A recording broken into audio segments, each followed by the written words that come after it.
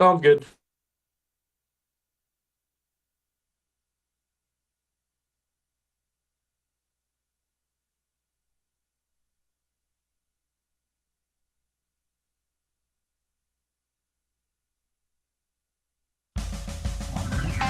Look, memory can change the shape of a room, it can change the color of a car.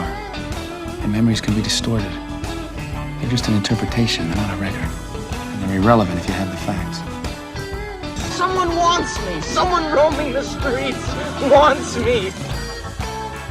Your car's uglier than I am. That didn't come out right.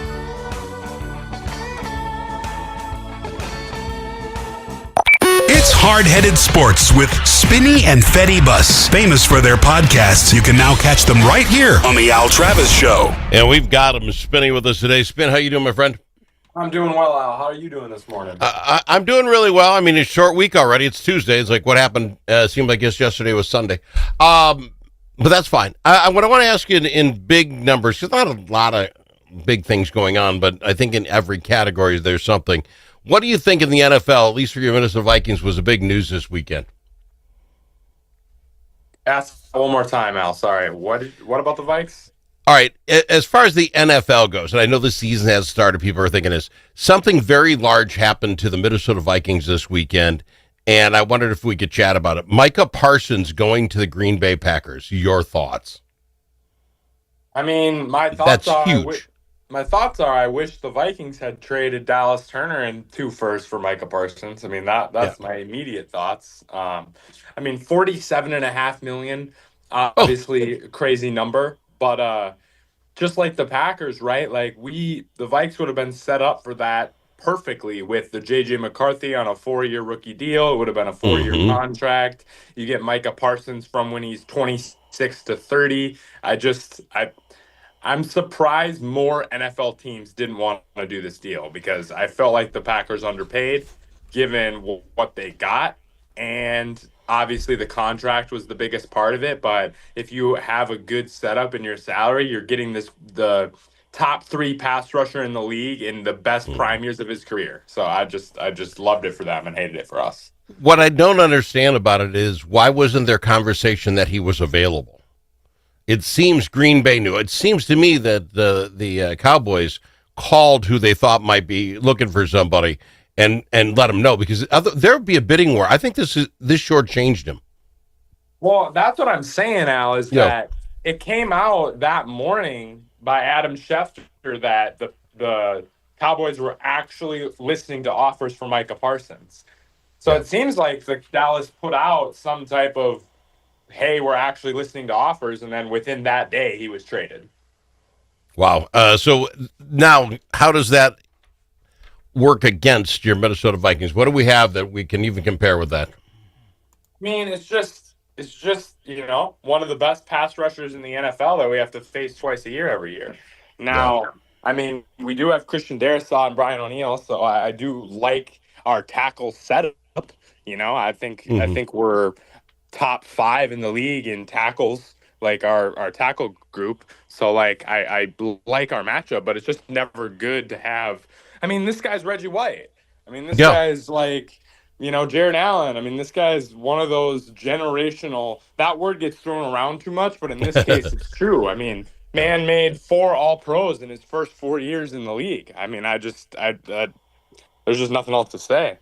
But it must hurt Green Bay in some way to spend that kind of money and treasure and that sort of thing. I know we could be set up for it because of where our quarterback is. Do they have that kind of money, or where does that short sheet Green Bay? I mean, the thing is with Green Bay is all of their like skill position players other than Josh Jacobs are on super cheap deals. All their receivers rookie deals. Tight end rookie deal. All their corners basically rookie deals. They let Jair Alexander go, rookie or cheap deals. Like the only person they have on the entire defense other than Micah on an expensive deal is Rashawn Gary, the other pass rusher. Like they're not spending any money anywhere. The big thing they needed was a pass rusher, and that's what they got. I mean, I think this probably puts Green Bay in like the most likely to win the division category, which sucks. Wow. And that's actually happens just 1 week before the season starts. Wow. Okay, that hurts, Spinny. I don't think you're wrong, but it hurts. I mean, it's a top. He's a top five. He's a top 5 non-quarterback in the league. I mean, those guys just don't get traded. Yep. All right. On the, I don't know if there's any other NFL stuff you want to talk about, but on the NCAA football, big first weekend. Any thoughts on any games, how they worked out, and should they work that way, or anything that upsets you? The one that gets me, Texas and Ohio State. I love the fact the number 1 and 3 team play against each other right away. They didn't play somebody stupid like the Gophers. I don't know who the Blue Buffalo are. Get a big win there, think you're all that, and then some. Ohio State, Texas had a great ball game, 14-7. Yeah, I mean, it definitely was more of a defensive battle, a little underwhelming from the offensive perspective. But it was a good game nonetheless. I mean, like, just depends on the type of game you like. Al, you probably love that game. Reminded you of, like, 1975 Packers-Vikings or something. Exactly. Thank you. And I have no problem with that, because you're going to say the game you loved was probably, I just had it here. I go, this is something Spinny had to love. Ole Miss taking on Georgia State 63-7. Or how about this? Texas Tech, ranked 23, goes against Arkansas Pine Bluff, which, by the way, is like a Division II school, I think. 67-7. Is that what you're looking for? Just let's go blow some people out of the water and make ourselves feel good? No, I don't obviously love blowouts either. I just would have liked a little bit more of a offense scoring. Yes. My favorite 2 games of the weekend were the one on Iowa State and Kansas State. I thought that was a back and forth battle till the end. 2 teams ranked in the lower end of the top 25, and then LSU Clemson. Clemson was another 17-10 game, but I just felt a little more excitement from that one. It was really a big shot for Clemson to pretty much guarantee themselves the spot in the college football playoff, because their schedule now is atrociously weak. Atrociously weak. You just had to win the first one. You're almost got a walk into it, Gary. I just, the first week never does much for me except show me those who, I think teams, back to my original thought, I think teams like Texas and Ohio State who are willing to, from day one, be playing for that title, right? Now, the nice thing is 12 teams get in. Texas was one. Now they've got a loss. They can't mess up again. That's not true now.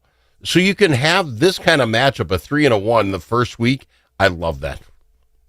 I mean, I agree. I love the new system in regards to the fact of you can actually lose games and not have your season be over after 2 losses. Yeah. So that part is really nice. But yeah, it's going to be weird. Like, cause like even, I talked about Clemson earlier, like if they had won, they guaranteed their spot. Well, even with the loss, like if they win the ACC, they're in. And the ACC is so weak this year that I just don't see how they don't do that. So it is kind of hard a little bit with this new system about teams basically almost guaranteeing themselves making it based off of their conference, which is kind of no, that's true. Now, did you see anything with the Gophers you thought good, bad, or indifferent? I thought they did not handle the Blue Valley Buffalo very well. They won. They didn't cover the spread. I didn't think they looked like they dominated. It was a decent football game, but it didn't showcase anything for me.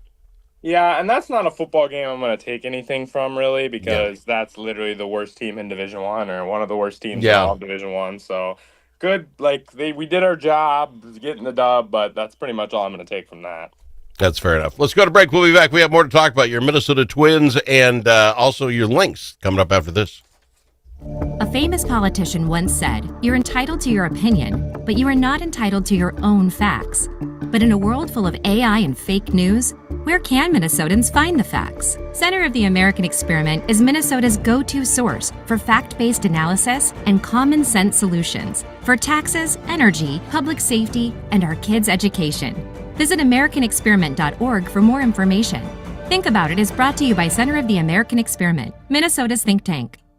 Achieving your financial goals requires individual planning and a comprehensive approach. At Midwest Money Management, our mission is to provide you with the knowledge, tools, and confidence to feel comfortable financially today and secure about tomorrow. Learn more at MidwestMoneyManagement.com. That's MidwestMoneyManagement.com. Securities offered through JW Cole Financial Inc., member FINRA and SIPC. Advisory services offered through JW Cole Advisors Inc. Midwest Money Management and JW Cole Financial Inc. and JW Cole Advisors Inc. are unaffiliated entities.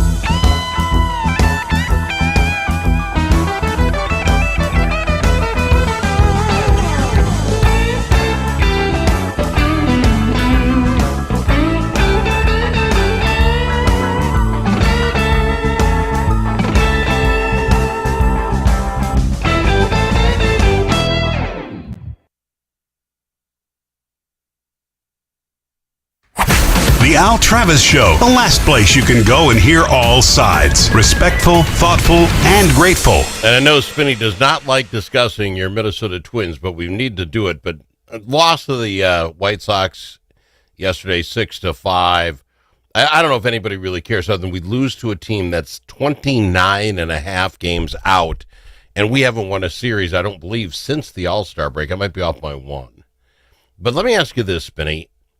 If you look at the entire Major League Baseball, so you don't have to look at my Minnesota Twins, we don't have one team that looks like they will make the 100-win mark. This is 2 years in a row. What do you think is happening there? Well, thank you for not making me talk about the Twins, because I really didn't want to at all in any way. But the 100-win mark, I mean, to be honest with you, Al, I think that's a good thing. Like, I think we're seeing a little bit of parity. I think we're seeing, teams kind of figuring out how to compete even with the unfair salary regulations. It's just fun.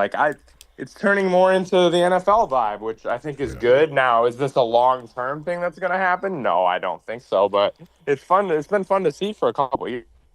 Might I inject what I think is the deal? You don't ask me ever my opinion. I think, Spinny, this has more to do with, was it 3 years ago, they switched that every team will play other team in baseball. Yes. So you don't have the Detroit Tigers who would have went through the Central four times, right? They would have went through the Central 4 times. They'd be sitting at 96 wins in my book. So the fact all of them have to play all of them, I think, makes that difference. Is that a decent take? That's a good take, Al. Dang, man. That's a good one. You're surprised and your voice bothers me, but so even those really great teams that pay the big salaries could wall up in one division, but they've got to play the other big teams that pay big money. So I think that's where it's at. So take it for what it's worth. I think that's a great take. I mean, it keeps situations from happening like when the Twins have won the division in the last, like in the 10 years ago range, where we won the division at 84 and 80 or whatever. So I think it keeps divisions like that. Like you have to go out and play all the other teams as well. So it keeps the lower teams a little bit higher and the higher teams a little bit lower, which I think is good for the league. I think it is too. When you look at the total baseball setup, any team surprise you in a division? I'm going to tell you, I didn't think Toronto, no, this is still tight, would be taking New York and Boston. Yeah, I didn't see it coming. Toronto has been surprising. I think their pitching has been better than we all kind of thought that it would be. Um, it's interesting. There hasn't been a ton of surprises. I mean, I'm gonna go with the Milwaukee Brewers as one of Oh, my biggest surprises. I thought like trading Corbin Burns and they kind of lost their big pitchers, but this Mizorowski guy, a young player coming out of nowhere and being one of the best pitchers in the league. I mean, that's helped them, and their yeah, offense has been even better than I thought. And they're one of the best road teams in the yeah, entire Major League Baseball. 40-29 on yeah. the road. The best road record other than them is the Chicago Cubs at 37-34. So they are Wow. 8 games better on the road than the second best team in Major League Yeah. Baseball. So And that's they been a big one for them. and came out of nowhere, and like you say, not a lot of big name brands there. So I at least even like it that it was Milwaukee because they're small club. One other sport we got to talk about: WNBA. Their season is coming to an end, and the Minnesota Lynx, of course, sealed a number 1 spot. They won 96-71 over the Wings. Are we set up in Minnesota for another disappointment? This team has rolled all year, and I'm ready for them to get to the finals and lose just because that's what happens with us. Al, I really don't think so. I really think this is our year. I mean, we're the considerable best team by a lot, Yep. and we are 19-2 on the season at home. One of those losses came without Nafisa Collier, so 19-1 with our best player in the lineup at home this season, and we will have home court advantage throughout the entire playoffs. So I just find it hard to believe we won't win, especially after last year where I am the opposite of this. I'm in the Al category when it comes to this. I don't complain about referees that much. I feel like they affect very little parts of the game, but that championship series last year was the worst reffing I've ever seen in my life in favoritism of New York, and I still think we're pissed about it. I honestly still think the team is mad about it, and we got, a top 15, 20 player at the trade deadline, Carrington, who will help us out a lot in the playoffs as well. All right, so that is a guarantee. Is that what I'm getting from I didn't from say you guys? guarantee. Well, it sure sounded like a guarantee. Guarantee, but I think this is the best chance we've had since Maya Moore and that last iteration of the Lynx. All right, fair enough. For folks who don't know, Hardheaded Sports Spinny is a coach with the Olies for the ladies volleyball team. How do you guys look like you're doing? You're kind of getting into the season, right? Yes, we're in California this last weekend, so we played 4 matches out there to open our regular season.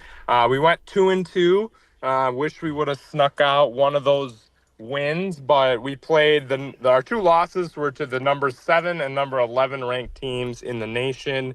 We took number 7 to 5 sets and lost the heartbreaker at the end. That's the one we wish we would have had. But good weekend overall. A lot of learning going on and lots of things we know we need to get better at now. So it's time to get back to practice and get better at it. It's the best part of the job. I like the Olies. You start your season off with tough competition. You're not looking for the lollipops. You can pad your stats. I like that a lot. Yes, sir. We have one of the toughest schedules in the league. We are in the country. 9 top 25 matchups currently on our schedule. So we got an experienced senior and junior heavy team. So it's time to see what we're made of, I appreciate you being on the program, Spinny. I really do. We're out of time. Thanks for being here. Thank you, sir. Appreciate you. He's Hardheaded Sports. Get him wherever you pick up your podcast. Dust from gravel roads and driveways does more than make your car dirty inside and out. It gets down